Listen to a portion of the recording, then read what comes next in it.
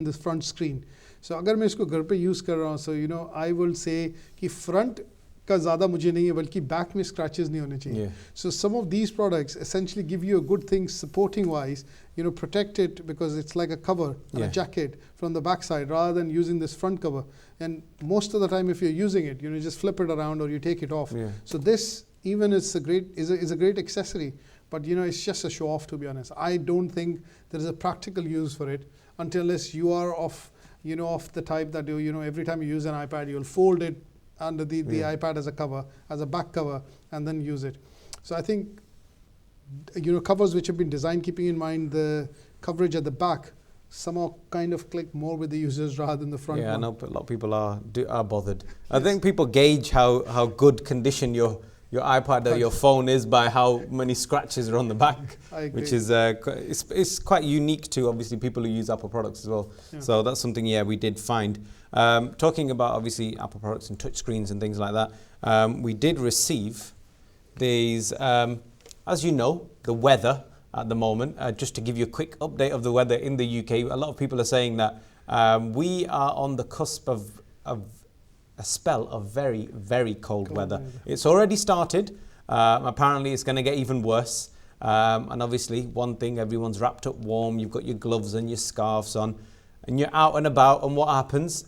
Your phone rings. If you've got a touch phone and it doesn't have a manual key to press, you've got your gloves on, you're attempting to answer the call and it doesn't work. It doesn't work. Because obviously you'll tell us the way the screen works is not compatible if it's not direct contact with the finger. That's correct. How is that? Most smartphones that you look at essentially have a covering on top. So there is a screen, screen sensitive layer which takes and basically determines your touch. But the layer on the top is essentially a restrictive layer which protects the layer underneath. And as when you use something which is shiny and slippery and has no friction with that surface, most of the smartphones won't recognize that as a touch. And that increasingly happens when you use things like gloves or something in your hand which makes it absolutely smooth. So that is where the screen sensitivity or the touch screen phones kind of go away if you're using gloves in the winter. Okay, so to combat this problem, someone out there has invented something called the iPrints. I don't know how clearly we can see that. It comes in a little box. We've got it on screen anyway. The iPrints. What it is, it comes in a little packet, and I'm just going to open it now. It's essentially it's like a fingerprint. If you do touch the surface of it, there is some sort of raised edges on it. I don't know. You can just about see that. So it's slightly raised in certain areas. What you do, it's got an adhesive back. You peel it off. You stick it onto your glove. Obviously, depending on the size and shape of your glove, you can change it. But that essentially goes on the finger portion of your glove. Once this product is on, your glove, you can use your touchscreen phone as normal. That's what the makers claim. Pros and cons. I think, Mr. Raman, what do you think? I think all in all, it's a unique, somebody's thought about it, the concept behind it, and I think they've come out with something which works with screen-sensitive phones. But if I look at the practical use of it, keeping in mind it comes with a double sticky plaster, and if you put them onto a glove, and if you take them off, I think it comes off. So in our testing in this studio, and obviously when we've tried the other pair out, which came to us, we didn't find it to be that helpful because it keeps coming off, and the sticky glue is not that sticky when you're actually using the glove. So you're, being more mechanical when your hands are inside the glove. So you use things with, a little bit of more force and pressure. And I don't think these stickies, they work. And the other question which it raises, which you and me discussed, was what happens if I have a second pair of gloves? Yes. So do I need to buy a second pack, and are these reusable? So these are some of the questions that... also we found that once obviously you've got this on your particular glove, certain phones, when you're going through the user interface, some of the icons are very small. And it doesn't let you accurately hit what you need to hit. So in terms of accuracy, if you want to pinch and zoom, that's getting technical. Personally, if it was that cold and I needed to, I would refrain from using I wouldn't use my phone if it was that cold. I'd wait until an appropriate time where I could take my glove off and use my phone. I don't really see that many I mean, it's not really that cold. You know, like we get -2, -3, but we're not talking about, we're not like in the north like of Moscow, America, -18 as or of now. -18, things like that, where there is no other option. But it is a good product. At about certain £6, certain copycat products are out there at the moment now. So whether you'd want to get this particular one, which obviously has a limited number of uses, as compared to some gloves which are out there on the market now, which have this sort of thing built into them. Would you want to do that? I think, I'm not too sure. I personally feel that what they've done is they've priced it in a sweet point area, wherein what you do is even if you buy it for £6, if it doesn't work, you'll just chuck it. So, you've used it, you've seen it, it doesn't work, and that's it. If it had been something quite expensive, अगर ये काफी expensive होता, I think I would have looked at it twice and I would have said, no, it's best for me to go and buy a pair of gloves which has something of this type, which are now available in the market, rather than quite buying something available, which I need to stick onto my gloves. If I have an expensive pair of gloves, I wouldn't kind of prefer sticking that on, which would feel rather uncomfortable, me walking around with 2 fingerprints. So, well, I think that's what Apple has done. Apple products have done. What do you think? Yeah, obviously they've made business for other people. Yep. But quickly putting this to the side, we've got a caller, so we're going to take a quick call. Hello? Hello? Hello. Oh, hello there. My name's Khurshid. Yes.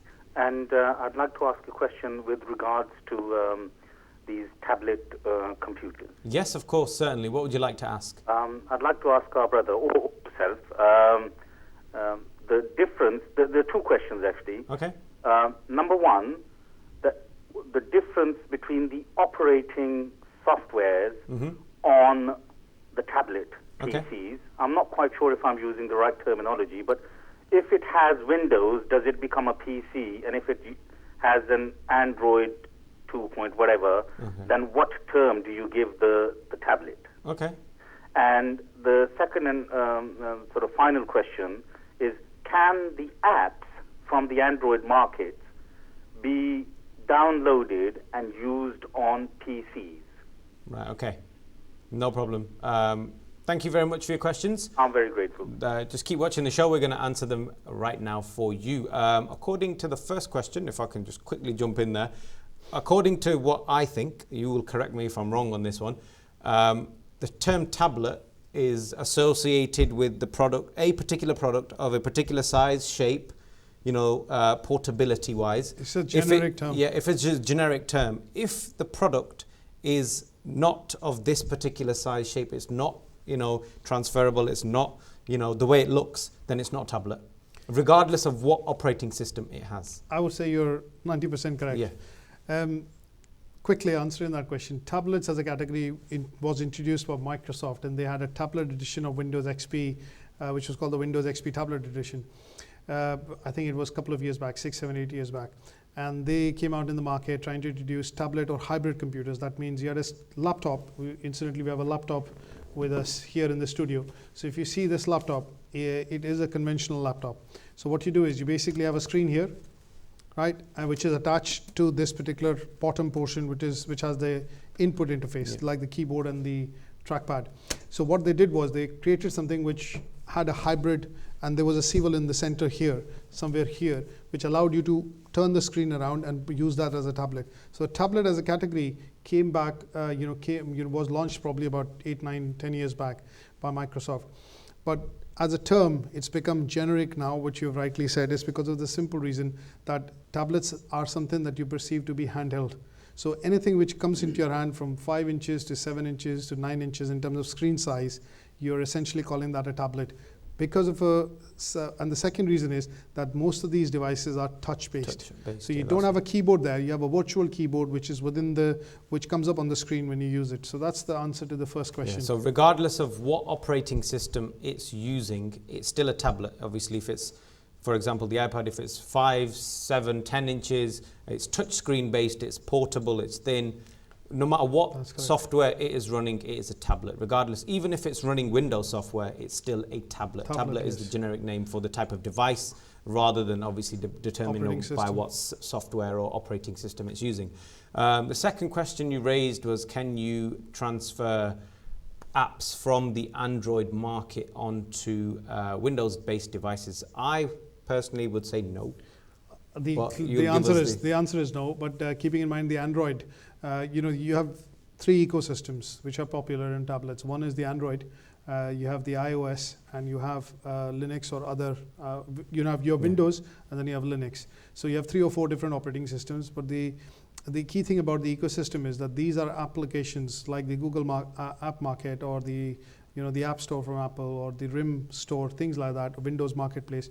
You can only download the apps onto a particular platform, as long as it is running that operating system. So if it's running Android, you can download it on any Android-based device, whether it's a phone, it's a tablet, and there are now Ultrabooks coming on, which are essentially going to be laptops, super thin, which are not going to have any optical drive. Everything is going to be through, the internet. They will have something called the Android operating system, and you can download apps on that. So once downloaded, giving you an example, particularly for the iOS ecosystem. If you download an app on the iPhone, and if you have used the same login details through iTunes to download, the iCloud service downloads the same app to your iPad, to your iPod Touch, or any other iDevice. And it's the same case, I think, which is now prevalent on any Android device. So in short, cannot be downloaded onto a PC, but if it's running in the Android operating system, definitely can. So basically what these companies are doing, obviously they're trying to keep their market share for themselves. So you want to use our product, therefore this particular app that you're using is only available on our product. Correct. If you want to get it somewhere else, or if you want an equivalent product on a different device, you're going to have to buy it again. Absolutely. So that's basically that. So thank you very much for your question. It was a very interesting question. Obviously, hopefully we've covered it in as much detail as you required. Obviously, if there's any further follow-up questions, the number is on your screen. You can give us a call, just like that is for anyone else. If there's any questions that you have about any of the technology that you're seeing right now, or that you may have seen in the past, or that we've not mentioned yet, feel free to give us a call, and we will do our very best to answer your questions. Right, that is also looking at, obviously we were doing this 3-part special series in terms of covering tablets. We brought in a couple of them and reviewed them on the show, which is including the Galaxy Tab, the iPad, the Motorola Zoom. And I think if you're out and about in the market and looking at buying a tablet, अगर आप tablet खरीद रहे हैं, or you're looking at buying, तो आपको 3-4 factors you have to critical है. One is the storage. Second is the camera, because most of these tablets have a front facing and a back facing camera. So अगर आप Skype use करते हैं या video applications use करते हैं, तो you can basically use any of these tablets. Third thing is the ecosystem. आपको fundamental decision लेना है कि you have to go towards Android, or you're going towards iPad, iOS kind of thing, or Windows. And you will see increasingly new tablets and things getting launched on the Windows operating system, because Microsoft is introducing something this year for that. And the fourth thing that you're looking at is obviously whether you want a 3G version or a Wi-Fi version. So devices like the iPad and the Samsung Galaxy Tabs, most of these tablets are available in 2 versions. So आप 3G ले रहे हैं तो मतलब आप cellular operator के साथ इसको लेके बाहर भी जा सकते हैं. And if you're not taking a 3G version, then you have Wi-Fi. So आप जहाँ भी Wi-Fi में हैं उसको use कर सकते हैं. And last but not the least, the price point. And I would say expandability, because this as a segment, everybody wants to get their hands on the iPad or the tablet nowadays, because it's light, easy to use, it's widget based, and there's no complex understanding of how to use a PC. So अगर आप ये खरीद रहे हैं तो उसमें expandability भी देखें कि उसमें कौन से ports हैं. Some of the tablets like the Motorola Zoom, they have a mini USB port, they have an expansion SD card slot, and they also have certain features like the HDMI port. तो अगर आप tablet देख रहे हैं और use करते हैं तो आपको एक attachment और नहीं खरीदनी पड़ती, straight away आप HDMI cable लगाएं and then the output goes on to your television. So these are things which you have to consider if you're buying something right now. And price point wise, आप tablets खरीद सकते हैं operators से, so you can buy them through the operator. That means if it's a 3G one, for example, you can buy them from Vodafone, O2, Orange, and some of the things like the iPad from Vodafone is available on a contract. The 3G one, 64 gig version at about £229, and on an 18 months or a 24 months contract. And these are things, if you don't want to spend upfront, तो आप इसको contract पे ले सकते हैं. अगर Wi-Fi ले रहे हैं तो you obviously have to buy it upfront, and they are available in different capacities, 16 gig, 32 gig, 64 gig. And उसमें जो tablets में there is, I would say, an expansion slot like an SD card slot or a micro SD slot. That means you can increase the memory and future, keeping in mind future. If you buy something worth £400, I would put it this way that, you're looking at using it for 2-3 years. And from that point of view, if you look at expandability as well as one of the key things, you're looking at buying, something which lasts you for about that amount of time.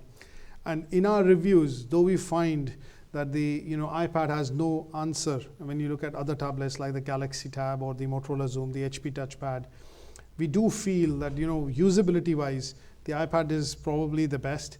But when you look at price points and we look at features and expandability, I would say that I found the Motorola Zoom to be the best product, because 32 gig available at certain price point, which is not available on others. And अगर आप ये चीज़ ले रहे हैं, I know it has multiple usages. Email है, you are using it for communication, Skype, application, gaming, things like that. But all in all, this is a new segment, and I think a lot of us will take on to tablets because, and I do feel this is a relevant point which I want to bring up, is that some of the young generation, the generation which is growing up, will probably look at using the tablet more than the PC because they can literally do everything on it. You can literally do everything on it now. That's fine. We have a quick caller. We've not got long for the show, but we're going to try and take this quick call, answer the question. Hello? Hello, brother. It's Khurshid again. Thank you very much for your answers. No problem at all. Just one final thing to clarify in my mind. Like you can have multiple systems, operating systems on a computer at boot up. Can you have multiple operating systems on tablets? No. And I'm extremely grateful for your answers to begin with. No problem. Thank you very much for your call. Thank you. In short, with that one, no. I think there's a way of you can do this. You can do it, but it takes a lot of effort. You will need a lot of technical know-how. You'll have to open the back of it. You'll have to do this, do that. In short, for everyday person, no. I think that's all we've got time for. One other thing that I think we should announce is obviously we're looking at doing this tele-shopping slot. And for the next couple of episodes, we are looking at covering laptops as a category. And this is feedback that we've been getting, and a lot of callers have been calling in that we are looking at PCs and other stuff apart from some of the gadgets that we've covered. So we will be talking about laptops, and obviously we're looking at starting a tele-shopping slot wherein you can obviously. This is a show wherein we talk about technology, but we don't sell it. But we're looking at starting a spot tomorrow wherein we're going to be selling this under tele-shopping. So you would be able to call us live and obviously book your products. And we're going to be starting a special 3-part series on talking about bread and butter things that we've used a lot, which is laptops. Laptops, so watch out for that one. That'll be tomorrow. The tele-shopping slot is tomorrow at I think 1 p.m. 1 p.m. So if you want to get hold of some laptops or other technology, make sure you check that show out tomorrow. But for now, obviously, we will continue with the Gadget Show each and every Thursday. So make sure you don't miss that. But for now, that's all we've got time for. Thank you very much for joining us. We'll see you again. Goodbye.